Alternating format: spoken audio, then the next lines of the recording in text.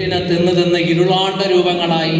ഇരുളെ വിഴുങ്ങ് ഈ മൊണ്ണയനെ എന്ന് ചന്ദ്രക്കാരൻ പറഞ്ഞതുപോലെ അല്ലേ, ആ പറച്ചിലുകളിലേക്ക് പോകാതെ ഇരുൾ അട്ടിയായി വരുമ്പോൾ അതിനെ തട്ടി മാറ്റാനുള്ള വാക്കിൻ്റെ തൻ്റെ ഇടമാണ് ഓരോ ക്യാമ്പും ഓരോ സാഹിത്യ ക്യാമ്പും നമുക്ക് തരുന്നത്. അങ്ങനെ മുന്നോട്ട് പോകാൻ നമ്മൾ കരുത്തോടെ സൂക്ഷിക്കേണ്ട മൂല്യങ്ങളുടെ മാനവികതയുടെ ഒരു പാഠപുസ്തകമായി തന്നെ നമ്മുടെ ക്യാമ്പിൻ്റെ ഭാഗമായി ലാവണ്യമാഷും ഒക്കെ ഉള്ളപ്പോൾ ഞാൻ പറയുന്നു, പ്രിയമുള്ളവരെ, എൻ്റെ കൃഷ്ണേട്ടൻ്റെ ഇന്നത്തെ കവിത നമ്മൾ ശ്രദ്ധിച്ചില്ലേ? അതൊക്കെ പ്രതിബദ്ധതയുടെ എഴുത്തുകളാണ്. ആ എഴുത്തുകൾ പലരും, ഞാൻ ഓരോരുത്തരെ പറയുന്നില്ല എന്ന് കരുതല്ലേ, നമ്മുടെ എഴുത്തുകൾ നമ്മളെ കൂടുതൽ രാവുകൾ ഉണ്ട് ഈ ലോകത്തെ വെളിച്ചപ്പെടുത്താനുള്ളതായി മാറട്ടെ. അതിന് മാനവികതയിലൂന്നിയുള്ള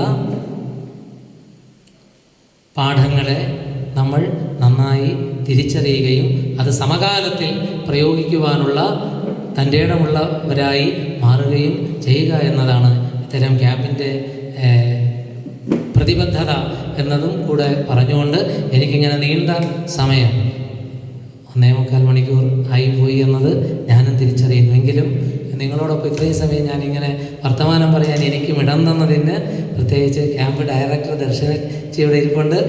എല്ലാ ലാവണ്യമാഷും മറ്റെല്ലാവർക്കും സ്നേഹത്തോടെ എൻ്റെ